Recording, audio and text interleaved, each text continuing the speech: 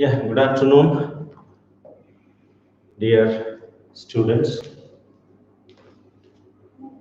of PUC second year. It's left to you whether you take it as luck or bad luck. Difficult time, very challenging time. For the last 7 months, you are at home. You are missing out your friends, your classes, your college building, your teachers, and many more things. You are missing your studies, and you are missing your the different sources of entertainment as well. But it's all depend on you. It's all left to you. How do you take this moment? How do you receive it? How do you receive it in the sense time is tough. You can't mingle with anybody. You cannot go out. You need to be very careful every minute to face all the challenges posed by COVID 19. It's mere matter of health, not mere a great matter of your health. As in the beginning itself, Honorable Prime Minister said, "Jaan hai to jindagi hai." When we live, when we are alive, there are so many things to achieve. When life ends, everything ends up here. So that's why your health is an important issue. You need to take care at every minute. You can't be lazy. You cannot neglect whether it's your health, any other your family member, mother, father, sister, brother, uncle, auntie, cousins, whoever it is. Be careful, stay at home, stay safe, and at the same time, as I was saying earlier, how do you take this challenging moment? Now, for some people, this lockdown, COVID, all these things are like blessing in disguise. Though it is very tough time, hard time, some people have made a life out of it, and some are utterly dying. Some are facing so many problems. You know, for people, those who have got positive attitude, a challenge, a difficulty, tough time is always a resource. It is for, may not be possible for everybody, but for some people, it will be like a resource. You know, some people convert difficulties into useful things. They come out of it. They try to do something, achieve something. There are so many ways. Yes, but I tell you, though this is tough time, make use of every minute. I don't tell you always read and read. No, you have your various sources of indoor games. Keep yourself busy, entertain yourself, enjoy cricket match. IPL is going on, and whenever you get time, watch some news, read some magazines. If you are seriously preparing, hope you need to prepare very well. Not if you have to prepare very well for your NEET, JEE, CET, your annual examination as well. Yes, you prepare, you work hard. No, this is time to prove your inner strength, inner ability. Your teachers are guiding you, teaching you through online classes. Everything will help you a lot. Utilize the time what used to go waste in traveling and all earlier. You are staying at home. Uh, Whatever traveling time would go in buses and all, so that can be utilized properly by you. Make up your own timetable of 6 hours, 7 hours, or 8 hours, what is possible from your side. Attend all these online classes, make notes. If you have any difficulties, you can straight away contact your teachers. You call them, or on your WhatsApp groups, you drop your doubt, the written, and so that teachers will answer you. Since because it is a tough time, its community spread everywhere, large number of people. I'm not trying to threaten you. I'm not trying to threaten you. Need to be careful, that's all. Don't go anywhere. Don't mix up with unknown people, or even though sometimes it is time to avoid, stay away from each other. Though they are known to your own relatives, you cannot meet sometimes. It's better you leave and let all your relatives leave.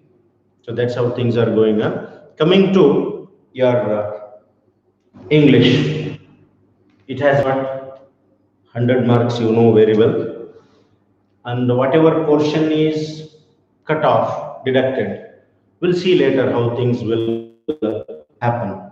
Know what ministry of government of Karnataka will, what decision it will take, we'll see later.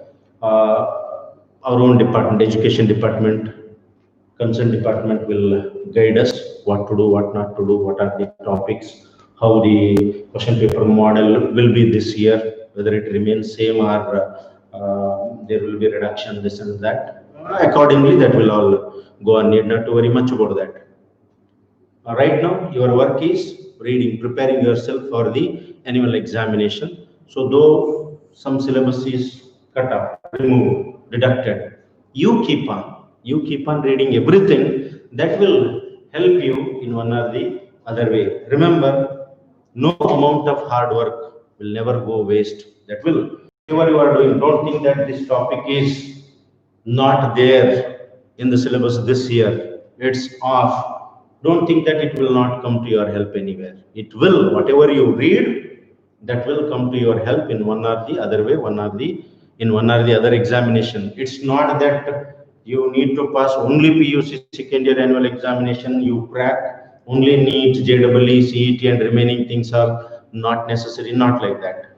One or the other exam. After passing these competitive examinations, you have so many exams to go on in life. Okay, today, let me begin with, actually I wanted to do it Romeo Juliet, but later on that will be done. First thing, let me start with Two Deer. Two Deer. It's written by Leo Tolstoy. Yeah, as you know, Count Leo Tolstoy lived in an era that has witnessed so many changes. He lived from 1828 to 1910.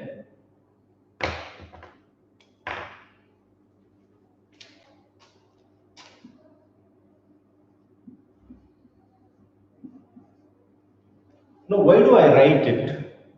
The time in which Leo Tolstoy lived. You know, in 1857 to 1947, what all happened in India? This in 10 years' time, what all happened? See, during this time, here, world has witnessed two great world wars. India was struggling hard for its independence this time. But this time is also well known, as there was things like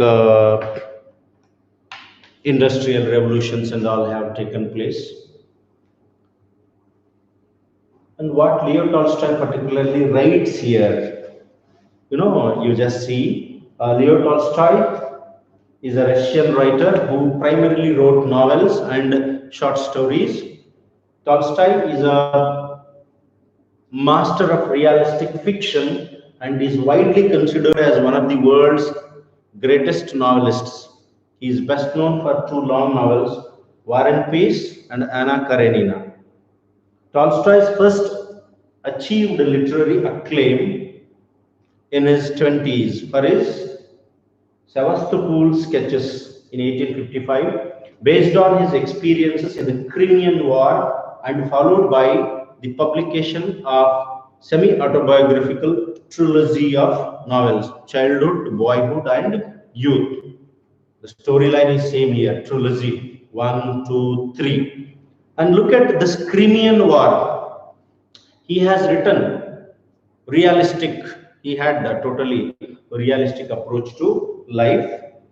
And then his works also include two additional novels, dozens of short stories, and several famous novellas, including The Death of Ivan Lich, Family Happiness, and Haji Murad. Later in life, he wrote plays and essays. Tolstoy is equally known for his complicated and paradoxical persona and for his extreme moralistic and ascetic views, which he adopted after a moral crisis and spiritual awakening in the 1870s, after which he became noted as a moral thinker and social reformer. Who is a social reformer?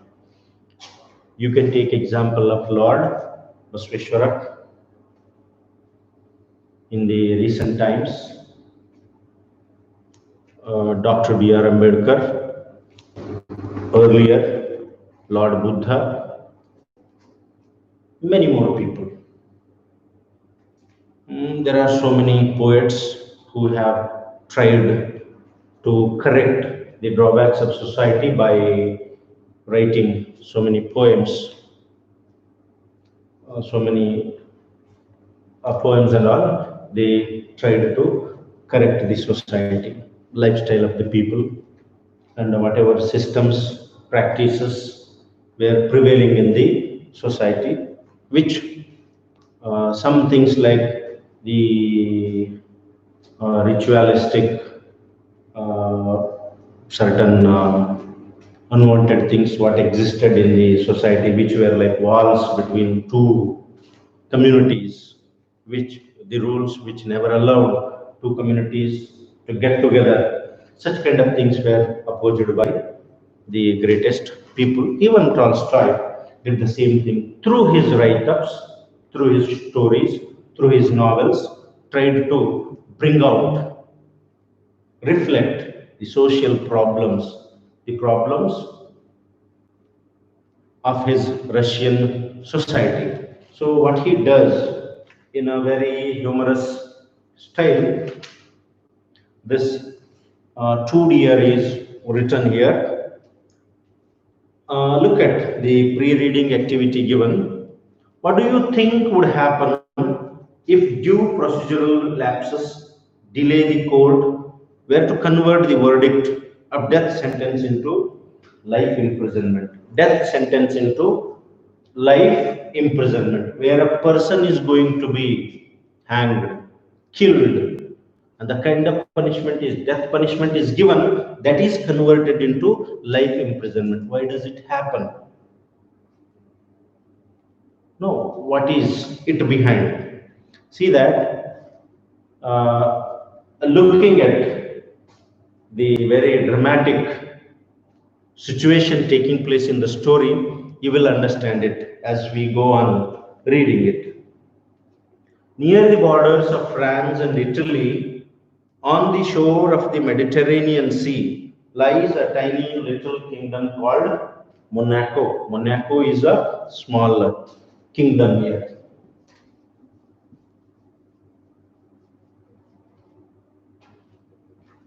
There are three places. One is France, the other is Italy. On the borders of these, there is one small kingdom by name Monaco. Look at near the borders of France and Italy, on the shore of the Mediterranean Sea, there is a small kingdom called Monaco. Many a small country town can boast more inhabitants than this kingdom, for there are only about 7,000 of them all told. Look at the population of this Monaco. Population is only 7,000. That's all. Only 7,000 is the population here. Inhabitants, who are the inhabitants? People, those who live. And if all the land in kingdom were divided, there would not be an acre for each inhabitant. Everybody could get, if the entire land of that country, Monaco, is divided, everyone, all these 7,000 people in the country would get not even 1 acre. That was very small kingdom. But in this toy kingdom, there is a real kinglet. Kinglet, you know, kinglet, a smaller king, novelette. King, kinglet, river, rivulet, a small river. Cigar, cigarette. Cigar is the bigger one, cigarette is the smaller one, likewise. And he has a palace and courtiers and ministers and a bishop and generals and an army.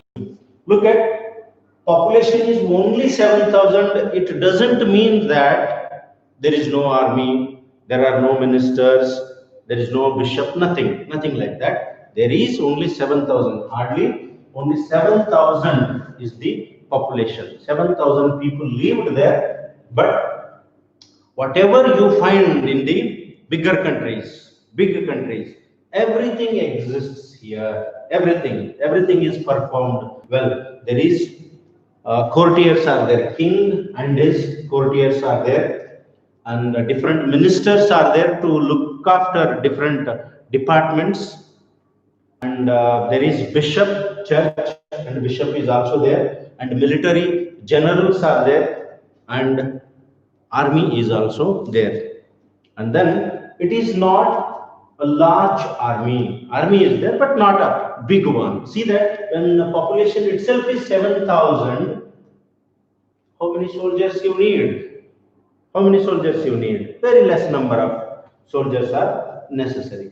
There are also, but still, it is an army. There are also taxes in this kingdom as elsewhere. You know, every government of different countries will collect taxes. Different taxes, varieties of sources are there. Varieties of taxes will be collected to look after the other improvement part of the nation. In the same manner, here tax collection is also there. A tax on tobacco and on wine and spirits and a poll tax. See, these tobacco, cigarettes, and all taxes will be there. Apart from this, there is something called poll tax, which is collected from some entertaining sources, or the right thing is given here. So, poll tax is, see,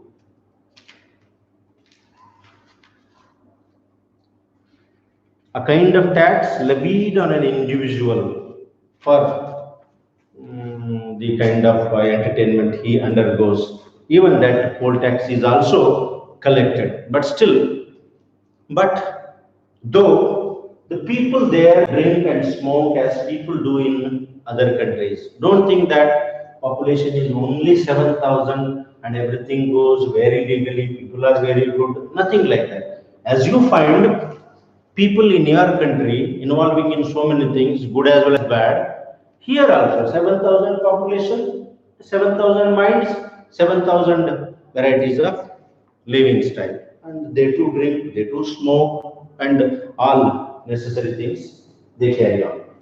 And there are so few of them that the prince would have been hard put to it to feed his courtiers and officials and to keep himself if he had not found a new and special source of revenue. Common source of revenues are there, common revenues are there. Apart from that, sometimes kings, situations will force the rulers to find out new and different various ways of sources. So likewise here, the kinglet would always would collect tax. from this game. People play, and whether they win or lose, the keeper always gets a percentage on the turnover. The person who used to run that gaming house would collect tax from the people, those who come and play it. Whether they win or lose, that was not a matter.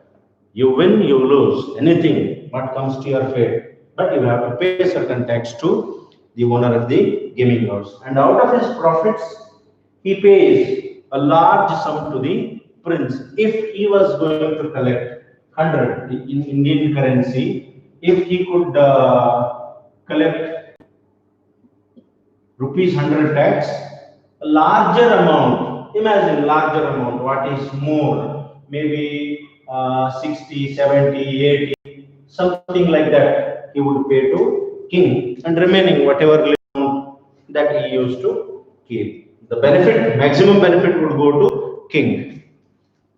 And the reason he pays so much is that it is only such gambling establishment left in Europe. In the entire Europe, nowhere this sort of gambling was done. This sort of roulette was played anymore. This was the only place. Monaco is the only country where people would come and play. Some of little German sovereigns used to keep gaming houses of the same kind, but some years ago they were forbidden to do so. The reason they were stopped was because these gaming houses did so much harm. A man would come and try his luck, then he would risk all he had and lose it, then he would even risk money that did not belong to him and lose that too, and then in despair he would drown or shoot himself. When governments, when rulers permit such things in their country, what will happen? People come and play. People come and play. If he wins, okay. When one fellow is the winner, other must be the loser. Yes. So when they lost, they have not only put their life in risk, remember the entire family is put in risk. And even people, those who lend them money, even their life will also be in risk.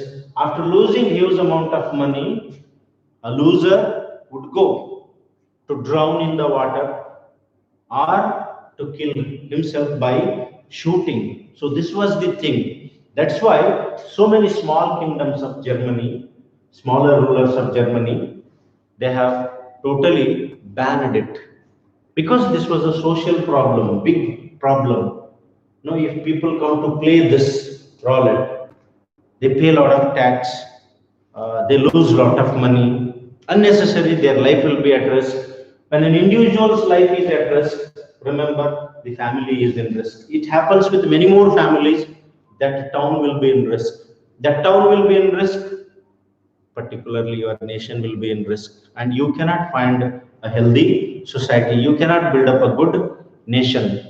That's why, thinking of all these probabilities, German sovereigns, German rulers, small rulers have totally banned this game. Not only German, even in other countries of Europe, all the rulers have stopped this kind of game where people would lose a lot more things on losing their money. That's why they stopped it. But the king of Monaco did not stop it. He was worried only about his tax, collection of tax. And then, so the Germans forbade their rulers to make money in this way, but there was no one to stop the Prince of Monaco, and he remained with the monopoly of the business. What is monopoly? Monopoly, one man's control. There is no one, only certain thing is available only with him. No, why you need to stop all these things? Sometimes you might have seen some women come and revolt against the government. They request the government to stop liquor. Why does it happen? No, when we were small children, we used to read a line here and there written on the walls. Kudu tai gandana, kudukanallada gandana, something like this. People would pray in the Lord as that you bless me with an husband, he should not drink. You know, the kind of things will put everybody in problem. Gambling or drinking or smoking, so many things will put your health in problem, your family in problem, and all the dependents will also be at risk. So its chain will extend and the entire society will be weak later and the nation will be weak. The amount of tax what you collect, less or more, but people will be in risk. That's why most of the European countries have stopped, but this king of Monaco had a monopoly over it, and though nowhere it was practiced, nowhere it was available, here it was going on without any problem.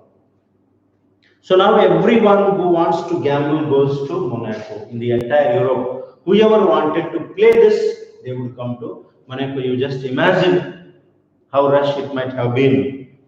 Whether they win or lose, the prince gains by it, king will get tax from it, money from it. You can't earn stone palaces by honest labor. Remember this. You can't earn stone palaces by honest means if you keep on working very sincerely, being very honest, though honesty is the best policy. If you are totally honest, it says you cannot build palaces.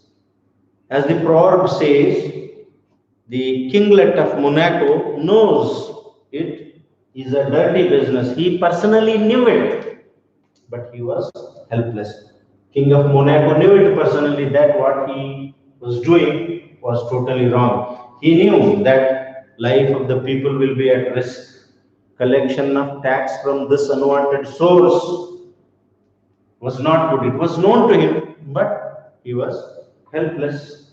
But what is he to do? He has to leave and to draw a revenue from drink and from tobacco is also not a nice thing. If you are going to think of stopping Rowlett, if this is wrong, then collecting tax from drinks is also wrong. Collecting tax from tobacco is also wrong. If you are going to stop all this, then how do you run your government? How do you run? That was a big question. So the king was helpless. In modern days, we come across lot more difficulties. If you are going to stop these kind of things, then tax collection will be at risk, governments will be at risk, improvements will be at risk. Then what is improvement? We question ourselves. No, improvement is not destruction. No, sometimes we destroy so many things in the name of so-called development. No, it quite naturally happens when you are going to make a road, large number of trees are cut down. The same thing. No, that's why you come across so many people revolting against the governments. No, life has to go on. So then we have to think very seriously whether collecting taxes from this kind of source is good or harmful. But here it's very clear, king is helpless, so he wanted to collect, though he personally knew it, he wanted to collect tax. He has to leave and to draw revenue from drink and from tobacco is also not a nice thing. So he leaves and reigns and rakes in the money and holds his court with all the ceremony of a real king. Whatever things will take place, whatever festivals will take place, whatever celebrations, rather we can say, whatever celebrations will take place in bigger countries, in the same manner, even the king of Monaco would celebrate everything. He has his coronation, his levies, his rewards, sentences, and pardons, and he also has his reviews, councils, laws, and courts of justice, just like other kings, only all on similar scale. Whatever you find, Everything. There is church, there are councils, there are different rules and regulations, courts are there. So remember, judges are there, everything exists there. But whatever will be there in bigger countries, in the larger scale, those things will be there in this Monaco in smaller scales. So as it is said here, there is only 7,000 population, 7,000 population. Accordingly, according to this size, whatever suits, so that will be done. Then, now it happened a few years ago that a murder was committed in this Troy prince's domains. The people of that kingdom are peaceable, and such a thing had not happened before. The judges assembled with much ceremony and tried the case in the most judicial manner. See, what this, when there was a murder here, murder is a crime. And how do you deal with this case? What about that criminal? How do you punish him? Proper investigation has to take place. To investigate, you need police or you need someone, soldier. Then the fellow will be brought to court. There are judges to discuss the matter. And on the basis of the witness produced, a criminal will be punished. So that's how things will go on. And the judges assembled with much ceremony and tried the case in the most judicial manner. There were judges and prosecutors and jurymen and barristers. They argued and judged, and at last they condemned the criminal to have his head cut off, as the law directs. As per the rules and regulations of that country, Monaco, all the things were tried. Lawyers, judges, and the bench of judges, everybody, they have tried their own way. And finally, all together, after long, good discussion, all of them have come to one conclusion that the fellow must be, the criminal's head must be cut off. Death sentence was given to him. And finally, so far so good. Next, they submitted the sentence to the prince. The prince read the sentence and confirmed it. If the fellow must be executed, execute him. When this was recommended, death sentence was recommended by the court. King agreed to that and finally concluded it, saying, the fellow must be executed, then do it. You think that his head must be cut off? Better you do it. That was the decision even given by the king. Then what happens? There was only one hitch in the matter, and that was that they had neither a guillotine for cutting heads off nor an executioner. See that when a fellow is given death sentence, you cannot just drag him and cut his head. You can't do it. No, that has to be done in a right way, proper manner. Then you need an executioner to cut off the head. The fellow, the one who cuts the head. Any common man cannot come and cut off his head. No, there is a particularly trained person to do it in the right manner. And moreover, there you need a machine by name guillotine to cut off the head. It has to be done with a lot of procedure accordingly. You need a trained person there. But in Monaco, neither there was guillotine nor executioner. Yes, neither machine was there nor the operator.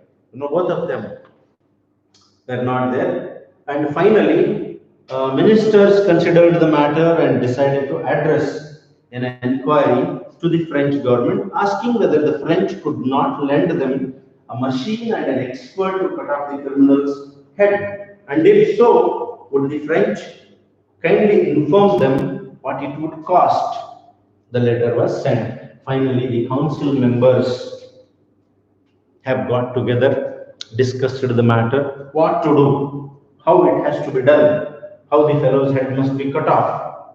To do it, they had no guillotine, no executioner, so they have decided to write a letter to the French government. And the details were asked that we need one guillotine and an executioner to cut off the head of a criminal, and what will be the charges. So that was a letter was sent. A week later, the reply came: a machine and an expert would be supplied, and the cost would be 16,000 francs. As you have rupee, Indian currency, France has got francs. 16,000 francs was going to be the charge to supply a machine and an executioner. French government was going to charge 16,000 francs. This was laid before the king. He thought it over. 16,000 francs, the wretch is not worth the money, said he. Can't it be done somehow cheaper? Because 16,000 francs, it was going to be too much for the government of Monaco. Where do you bring that much of money? The fellow whom they have decided to kill, whose head was going to be cut off, the fellow himself was not worth this money. So king is asking his counselors to do it in a cheaper way. So then why 16,000 francs is more than 2 francs a head on the whole population? The population won't stand it, and it may cause a riot. Even if the king has decided to collect 2 francs extra tax from everybody, 7,000 is the population. If extra tax is collected, 2 francs extra is collected, then that will not be 16,000. It goes tough, and people may revolt, protest against the king. No, that was a thing. So it was very costly for them. So once again, a council was called to consider that could be done, and it was decided to send a similar inquiry to the King of Italy. The French government is a republican and has no proper respect for king, but the King of Italy was a brother monarch and might be induced to do the thing cheaper. So the letter was written and a prompt reply was received. The council has decided to write a letter to this Italian government. As they did not get proper help from the French government, they have decided and wrote a letter to Italian government, since they were related in one or the other manner to the King of Monaco. So they have decided to write a letter, and a similar reply was there from even Italian government. And the Italian government wrote that they would have pleasure in supplying both a machine and an expert, and the whole cost would be 12,000 francs, including traveling expenses. The letter is very clear here. Including traveling expenses, Italian government was going to charge 12,000, 4,000 lesser than that of France government. 12,000 francs for supplying a machine and an expert as well. And this was cheaper, but still it seemed too much. For those who have no money, for them it goes tough. 12,000, though, when you compare 12,000 with 16,000, it is less. But still, this 12,000 was really a big amount for the King of Monaco. Even it was not possible. This was cheaper, but still it seemed too much. The rascal was really not worth the money whom you are going to kill, who is given death sentence. That fellow is not the worth of this money. It would still mean nearly 2 francs more per head and on the taxes. Another council was called. They discussed and considered how it could be done with less expense. Could not one of the soldiers perhaps be got to do it in a rough and homely fashion? The council is called, all the members, council members are thinking 16,000 goes too much, 12,000 is not less. See that when it goes too tough for them, and the council is asking, can't we call a soldier and kill him in a rough and tough manner, homely fashion? Bring him and kill him, that's all. Council might have thought that the soldier is born to kill somebody. No. Soldier will not kill anybody until and unless he was attacked by his army. To protect himself, he does that. To protect his motherland, he does that. But soldier is not something like as the council is thinking here. And a fellow soldier was called and asked, "Can't you find us a soldier?" The military general was asked, "Can't you find us a soldier who would cut the man's head off?" In war, they don't mind killing people as they go on killing large number of people in war. In the same manner, can't you find one soldier who can do it? In fact, that is what they are trained for. So the general talked it over with the soldiers to see whether one of them would not undertake the job. General did not say anything to the council members. Just he went up to the soldiers and asked them whether any one of you can do it. But one of the soldiers would do it. When he was asked, soldiers were asked, no, they said. All the soldiers straight away rejected. Killing a person is not that easy. No, they all rejected it. We don't know how to do it. It's not a thing we have been taught. They are very clear. Soldiers made it very clear that they were never trained, never taught to kill someone, and it was quite tough for them. Straight away, they rejected it. What was to be done? Then what to do?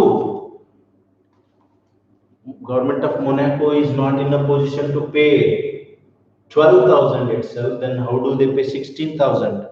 And soldiers are not ready. They asked French government, Italian government, their own soldiers.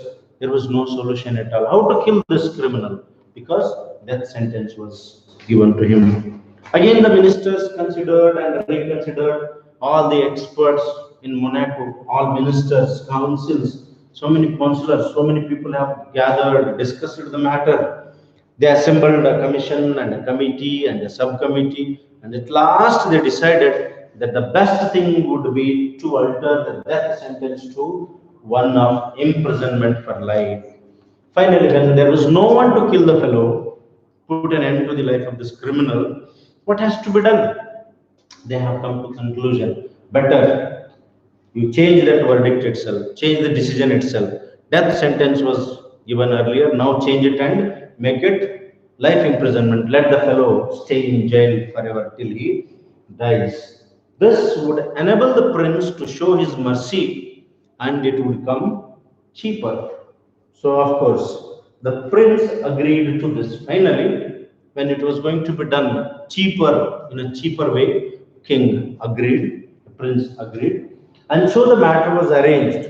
The only hitch now was that there was no suitable prison for a man sentenced for life.